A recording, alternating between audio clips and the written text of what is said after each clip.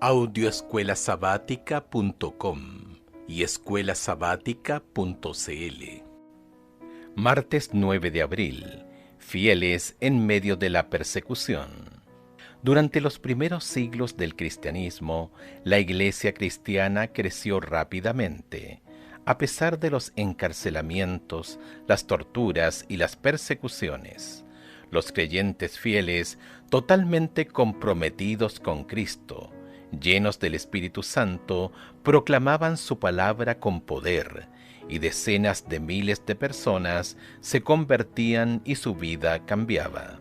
Escucha Hechos capítulo 2 verso 41, capítulo 4 verso 4 y 31, capítulo 5 verso 42 y capítulo 8 versos 1 al 8.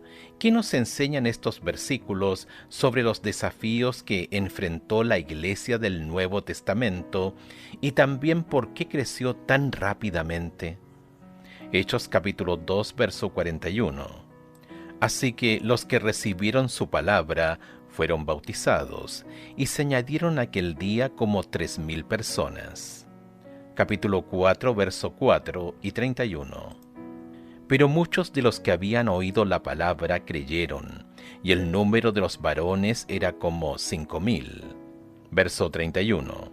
Cuando hubieron orado, el lugar en que estaban congregados tembló, y todos fueron llenos del Espíritu Santo y hablaban con denuedo la palabra de Dios.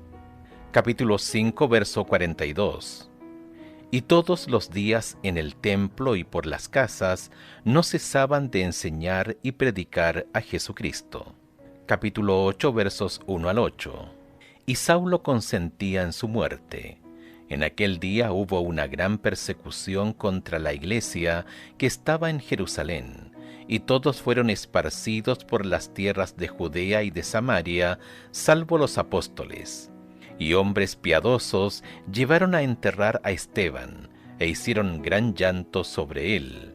Y Saulo asolaba la iglesia, y entrando casa por casa, arrastraba a los hombres y a mujeres, y los entregaba en la cárcel.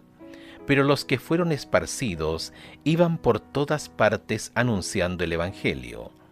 Entonces Felipe, descendiendo a la ciudad de Samaria, les predicaba a Cristo. Y la gente unánime escuchaba atentamente las cosas que decía Felipe, oyendo y viendo las señales que hacía. Porque de muchos que tenían espíritus inmundos salían esto dando grandes voces, y muchos paralíticos y cojos eran sanados, así que había gran gozo en aquella ciudad. Los discípulos soportaron amenazas. Hechos capítulo 4, verso 17. Encarcelamientos. Hechos capítulo 5, versos 17 y 18. Persecución. Hechos capítulo 8, verso 1. Y la muerte misma. Hechos capítulo 7, verso 59. Capítulo 12, verso 2.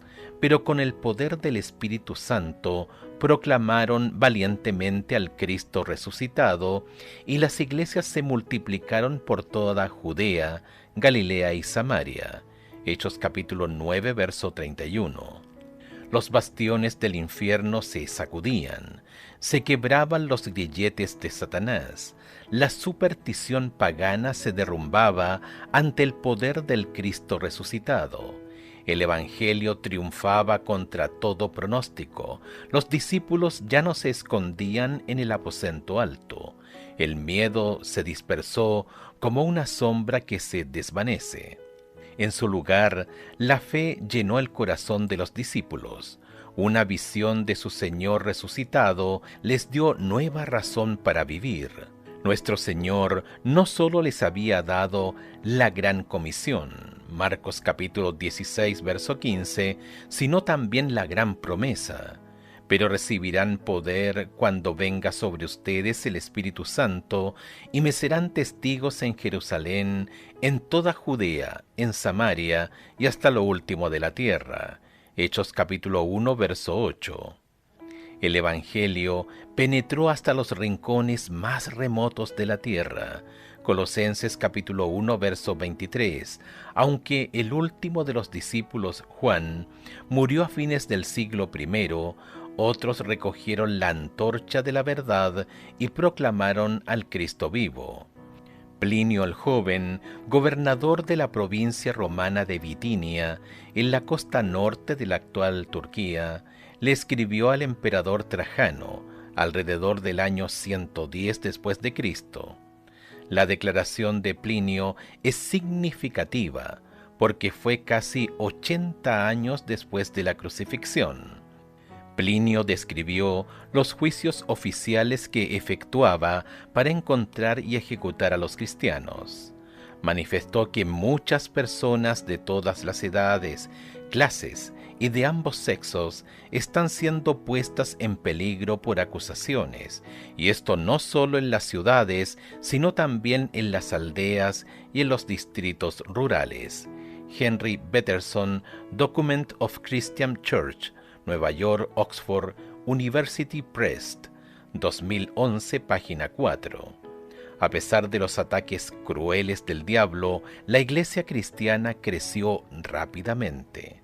¿Qué podemos aprender de la iglesia primitiva que pueda ayudarnos a nosotros, la iglesia del tiempo del fin?